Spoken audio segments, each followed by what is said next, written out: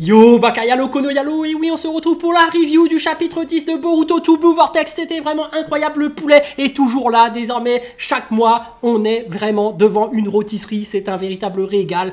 On est vraiment gâté avec Boruto to Blue Vortex, mais avant de commencer la petite review, instant auto-promo, mais oui, mon manga Wolfius qui est disponible légalement et gratuitement sur Manga Draft. Je te mets le lien en description, comme ça tu pourras cliquer dessus, et après tu me fais un petit retour en commentaire, parce que c'est un véritable banger. Faut absolument que tu le lises. Donc mon manga Wolfius, je le répète, disponible légalement et gratuitement sur le lien en description. Mais on va discuter de ce fameux chapitre 10 de Boruto to Blue Vortex, et c'est un véritable poulet. Désormais, avec Boruto to Blue Vortex, chaque mois on déguste vraiment un véritable poulet devant la rôtisserie. On est gâté, on a vraiment un poulet magnifique. Et ça commence avec cette fameuse suite de l'équipe 10, Inojin, et accompagnée de d'Himawari, qui sont en train de fuir, et elle perd connaissance. Et là, elle a une discussion directement dans la conscience même avec Kurama, qui est en version miniature. Et là, on a la fameuse explication qu'on attendait tous. Comment ça se fait que Kurama a ressuscité? Comment ça se fait qu'il est apparu dans le corps d'Himawari?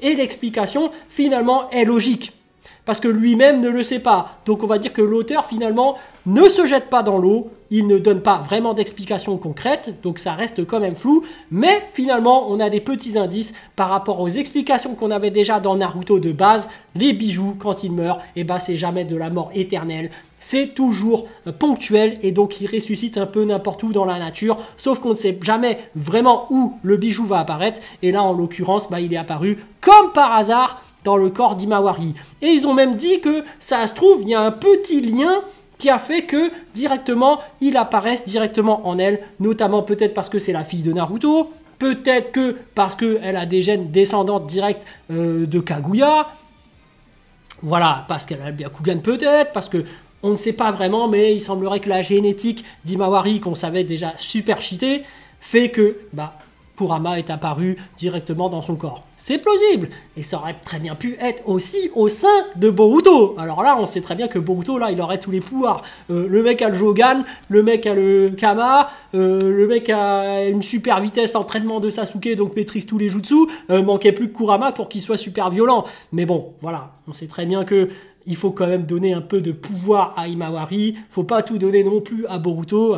Faut pas abuser non plus. Déjà que lorsqu'il va sortir le Jogan, ça va être un truc incroyable. On sait très bien que ça va exploser le temps. Il va figer le temps, ou je ne sais pas.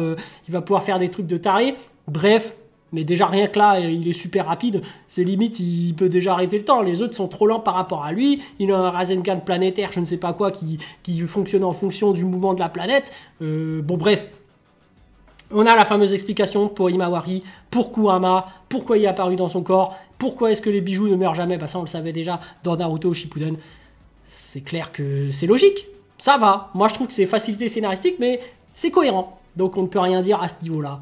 Mais bref, la suite, on voit quand même que Boruto est avec son Kama et qui reste à l'abri et qui se cache, parce que si jamais il se rapproche de Kawaki, ça se réactive par rapport à la résonance du Kama. Donc c'est très compliqué en réalité pour Boruto d'agir.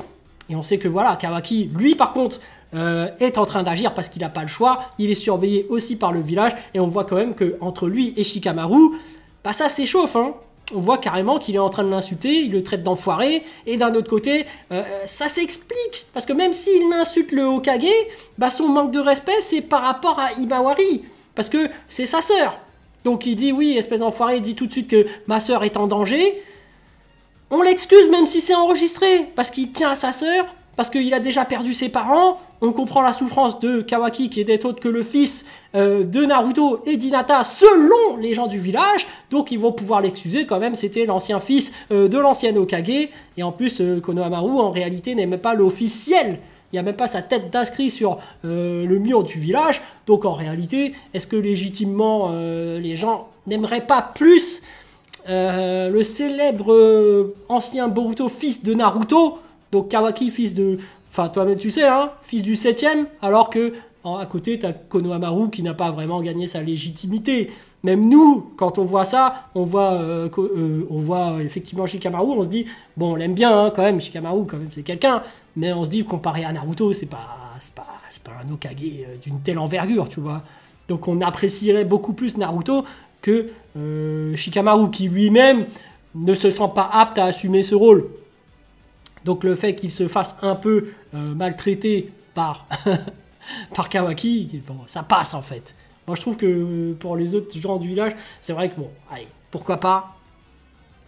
Mais en attendant, bah, ça se complique pour nos amis. Bon, on a vu Konohamaru arriver pour essayer de neutraliser Hidari. C'est vraiment une fraude. Ce mec-là, on se rappelle que dans l'arc Pain, il avait quand même battu un des Pain. Il était censé être quelqu'un avec un potentiel énorme. Et on sait très bien que ce sera certainement lui le futur Hokage après Shikamaru. Parce que Konohamaru, voilà, on le pressent en tant que futur Hokage. On se rappelle que par rapport aux différentes générations, j'avais déjà fait une vidéo par rapport à ça, le mec est pressenti pour être Hokage. Et pourtant, lui, en termes de palmarès, comparé à Kakashi ou quelqu'un d'autre, n'importe quel Hokage, il fait pas grand-chose. Hein. Il fait que de se foirer du début à la fin. Le mec, à part contre Pain où il a battu un clone et c'était même pas le vrai Pain, c'est une fraude. Donc Konohamaru, faudrait lui donner un power-up. Faudrait à un moment donné qu'il nous sorte le mode ermite des singes, qu'il nous sorte l'invocation du singe Enma, et qu'avec Enma, transformation en bâton aussi dur que ma bille, tu sais, mais bon bref, voilà, qui peut l'allonger, qui fasse des choses quoi. Là, Konohamaru, il fait pas grand-chose. Et à la limite, ses points américains, bon, il a déjà fait dans l'animé, bon, ça fait pas grand chose non plus, mais peut-être que tu pourrais faire quelque chose par rapport à ça. Mais moi, j'aimerais plus qu'il fasse un truc par rapport au bâton, par rapport à Enma. Voilà, parce qu'on est dans la carrure d'un Hokage. J'ai rien contre les points américains d'Asuma, hein, mais pour moi, ça, c'est niveau Junin. Tu vois, c'est juste des points américains où, avec ton chakra, tu as une extension. Ça, c'est juste un style de combat assez classique de Taijutsu. On attend du niveau Hokage de la part de Konohamaru. Donc, plus que le Rasengan. Tu vois, fais-nous un Rasengan avec un élémentaire que tu mets dedans, peut-être pas le vent, hein, mais bon, bref, mets de la terre, mets autre chose, tu vois. Fais quelque chose, Konohamaru, on attend quelque chose de ta part. Tu es quand même le prochain Hokage, tu es quand même le sensei de Sarada. Là, Sarada, dans ce chapitre, elle a beaucoup plus brillé que Konohamaru. Et d'ailleurs, c'est une véritable reine. Hein. Là, on peut dire que à ce moment-là, Sarada, elle a esquivé le Chidori d'Hidari qui, pourtant, l'a attaqué par surprise. On se rappelle que Hidari a utilisé les marquages au sol pour pouvoir apparaître. Donc déjà, d'une part, il peut faire apparaître des marquages. Moi, je pensais au début qu'il se servait déjà des marquages existants qu'avait posé Code pour pouvoir apparaître. Mais non, en fait, il peut s'en servir pour en faire apparaître. Donc en réalité, ils ont un pouvoir assez impressionnant. Tous les Shinju, là, tous les Ego, Hidari, Jura, c'est vraiment des monstres de puissance qui peuvent même faire apparaître des marquages au sol comme ils veulent et se téléporter où est-ce qu'ils veulent. Donc en réalité, tu peux pas vraiment les échapper là. C'est très compliqué. Les mecs sont hyper rapides en plus, donc tu vois que là, Hidari, il pop d'un coup et il essaye de surprendre Sarada avec cette espèce de Chidori qui rappelle Sasuke, bien évidemment. Et là, on a un espèce de parallèle par rapport à la scène du combat où Sasuke avait esquivé le Raikage qu'il avait attaqué avec son attaque électrique du point. On sait très bien que voilà, le Raikage avait une vitesse impressionnante. Bah là, en réalité, Hidari, c'est un peu pareil. Il fait une attaque de Chidori extrêmement rapide, mais Sarada qui a le Sharingan, qui arrive à esquiver. D'ailleurs, très grosse pirouette technique de sa part en ayant des talons. Donc voilà, hein, on voit que malgré son habit pas très pratique, hein, on va dire ce qui est, pour le combat, elle arrive plus ou moins à faire des cascades assez impressionnantes et à esquiver d'une manière très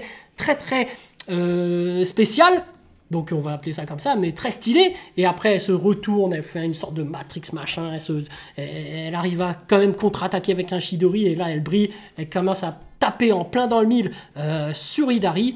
Et là, on peut se dire une chose par rapport à Hidari, c'est que par rapport à Sasuke Uchiwa, Hidari a un Rinnegan, mais est-ce que ce Rinnegan serait pas un handicap par rapport au Sharingan? Parce que le Sharingan te permet d'analyser et d'anticiper les coups de ton adversaire. On sait que Sasuke a utilisé ce Sharingan justement pour anticiper les coups du Raikage 3e du nom à l'époque pour esquiver son attaque hyper rapide.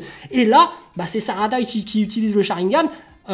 En contrepartie, le Rinnegan ne te permet pas d'analyser aussi bien et d'anticiper les coups d'une telle sorte. Donc au final, à quoi sert le Rinnegan d'Hidari? C'est une question à se poser, parce qu'on se rappelle aussi que le Rinnegan originel de Sasuke lui permet également d'utiliser ses pouvoirs par rapport au Rikudo, c'est-à-dire le Shibaku Tensei, enfin bref, vous savez toutes les techniques qu'il est capable d'utiliser. Il pouvait à l'époque utiliser également le déplacement, le switch, c'est-à-dire la téléportation, une capacité d'espace temporel de Jutsu. Donc on sait très bien que normalement le Rinnegan c'est censé être quelque chose d'extrêmement puissant. Est-ce que ce Rinnegan là, ce serait pas un équivalent de celui de Pain quand il s'est réparti par rapport à ses différents clones et finalement chaque clone n'aurait qu'une capacité spécifique du Rikudo. Donc est-ce que ce fameux Rinnegan n'est pas très limité et que là on le voit d'ailleurs dans ce chapitre, Hidari n'a pas encore utilisé le Rinnegan. Et on voit que par contre, Jura, lui c'est vraiment une bête de puissance. Donc par la suite du chapitre, c'est vraiment incroyable de le voir en action. Le mec maîtrise totalement le game, c'est-à-dire qu'il est capable de voler, il rattrape à une vitesse prodigieuse Inojin, Imawari, Chocho et Shikadai. Les mecs sont pourtant dans leur oiseau, ils sont à pleine vitesse en train de s'enfuir, ils réclament des renforts, mais c'est inefficace parce que Jura les rattrape en un rien de temps. On voit qu'Imawari finalement finir par comprendre ce qui se passe par rapport à Kurama, commence à créer des liens avec lui, justement parce que c'est en se faisant ami avec Kurama que tu es censé pouvoir maîtriser ses pouvoirs, et c'était ça le déclic dans Naruto. Lorsque Naruto a commencé à maîtriser vraiment ses pouvoirs par rapport à Kurama, c'est lorsque les deux ont commencé à se réconcilier et ont commencé à devenir amis. C'est à ce moment-là que, on se rappelle, Naruto a libéré Kurama de sa cage. Là, on peut voir que Kurama, déjà, il n'a pas de cage, donc en théorie, tous les deux sont libres de pouvoir collaborer ensemble. Donc en théorie, Imawari devrait pouvoir exploiter les pouvoirs de Kurama, mini Kurama, et on a aussi une explication comme quoi son chakra est beaucoup plus compatible par rapport à Kurama. Donc en réalité, on a une explication pour t'expliquer que Kurama, Imawari, les deux ensemble, c'est censé te donner un pouvoir encore plus grand que celui de Naruto. Et ce qui expliquerait pourquoi Daemon a été impressionné par Imawari. Donc là, on a déjà mis le terrain prêt pour une nouvelle transformation d'Imawari. À la fin du chapitre, on a une nouvelle transformation, mais ce n'est que la première transformation qu'on a vue de Naruto lorsqu'il a commencé à s'énerver, et c'était vraiment un parallèle par rapport à l'arc de Pain. On se rappelle qu'à ce moment-là, Naruto a été sauvé par Hinata. Hinata avait ses pieux noirs qui s'étaient fait transpercer au niveau de la main, et donc il était paralysé. Donc on voyait bien que Hinata s'était sacrifié plus ou moins pour aller sauver Naruto, et qu'à ce moment-là, Hinata avait déclaré sa flamme et qu'elle s'était fait avoir, et que finalement Naruto a explosé de rage et a fait ressurgir toute la puissance de Kurama.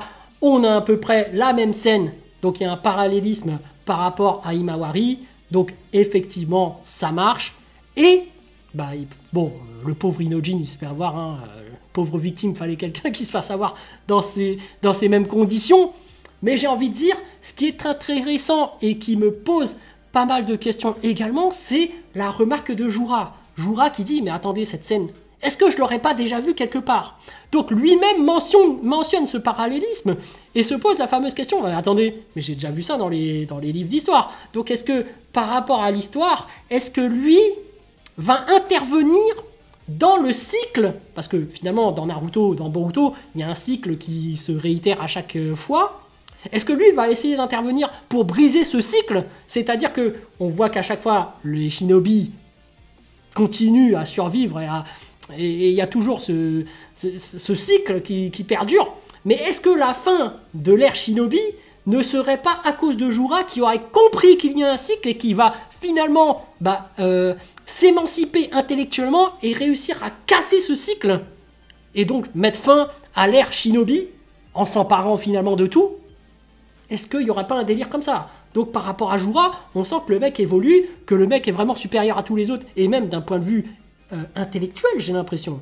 Rien qu'au niveau de la conscience, le mec est capable de percevoir des choses que les autres ne perçoivent pas. On ne sait toujours pas quel est son objectif. Est-ce que, comme je le disais en théorie, son but ne serait pas de devenir le Jinchuriki du 11 queues, de créer une nouvelle créature au-delà du bijou de Jubi? Donc, question à savoir. Mais bref, par rapport à ce chapitre, finalement, on voit que c'est assez cru. On voit que Jura est nettement supérieur à ses adversaires. Et donc, on voit bien que, voilà, Imawari qui prend conscience que c'est elle qui doit aider et retourner la situation parce que c'est elle qui a la puissance en elle. Donc, elle est consciente que c'est elle qui a ce potentiel. Elle s'élance, elle lance son attaque avec son coup de pied. Mais finalement, on voit qu'il y a une telle différence de puissance que Jura arrive, attrape sa jambe, le tord. Et c'est assez glauque, c'est assez violent. Donc, sa jambe est carrément tordue. Ça rappelle aussi, à un moment donné, quand Boruto s'est fait tordre le bras par Ishiki Otsutsuki, hein. On voit que maintenant, les Otsutsuki, ils ont aucune pitié. T'arrives, t'essayes de t'élancer alors que t'es pas assez puissant. Crac! On te tord le membre, dégage. Donc là, clairement, on voit une nette domination de Jura. Il éclate Himawari en quelques secondes. Inojin qui s'énerve. Il s'élance aussi. Bah, lui, il se fait embrocher littéralement. Allez, dégage. Évidemment, je mets en titre, peut-être dans l'autre vidéo, que c'est la mort d'Inojin. A priori, on est censé penser que c'est sa mort, mais bien évidemment, Inojin n'est pas mort. Évidemment, il s'est fait transpercer, mais là, ce qu'on peut voir, c'est qu'Himawari est capable de se transformer en mode Kurama, et on se rappelle que ce mode Kurama, en théorie, bah, tu peux déjà te régénérer. Donc elle a la jambe cassée, mais forcément, elle va se rétablir parce qu'on se rappelle que Kurama est capable de régénérer les membres des autres. Et éventuellement, bah, elle pourra re-soigner Inojin. Parce qu'on se rappelle que lors de la Grande Guerre Ninja, Naruto était plus ou moins capable de soigner les autres. Donc, avec son chakra, est-ce qu'elle pourra transférer du chakra et Inojin et pouvoir le sauver? Moi, je pense que c'est déjà plus ou moins fait. Je ne vois pas Inojin avoir utilisé une technique de substitution ou autre, parce qu'on voit une différence nette de puissance par rapport à Jura et les autres. Moi, je pense que le Mokuten l'a tout simplement transpercé et qu'Inojin doit être sauvé par Himawari tout simplement. Et on verra que son power-up va lui permettre d'avoir des nouveaux pouvoirs. Bref, on attend beaucoup de Sarada par rapport à Hidari. On sait très bien qu'elle a le Mangekyu Sharingan. On voit qu'Hidari se relève. On attend également que Konohamaru intervienne et l'aide. Mais bon, je sens qu'il va servir à rien comme d'habitude car c'est une fraude. Mais en tout cas, ce chapitre était plutôt bon. J'attends de voir la suite parce qu'il va se passer énormément de choses que j'attends et que j'ai envie de voir parce que peut-être que ça va être une surprise. Donc voilà, hein, on a envie d'être surpris. On a envie de voir des choses un peu exceptionnelles. Bah, je pense qu'on va avoir du poulet à déguster comme d'habitude. Mais voilà les amis. Par rapport à ce chapitre, on voit que quand même il y a des parallélismes qui sont utilisés, les esquives par rapport au troisième Raikage contre Sasuke, la scène d'Hinata contre Pain, énervement de Naruto, voilà. Beaucoup de parallélismes au sein de Boruto 2 Blue Vortex. Je trouve ça intéressant d'un point de vue artistique, mais voilà, j'attends la suite avec impatience. Et sur ce, les amis, je vous dis donc à plus dans le bus, ou plutôt à plus tard dans le car, ou plutôt à bientôt dans le bateau.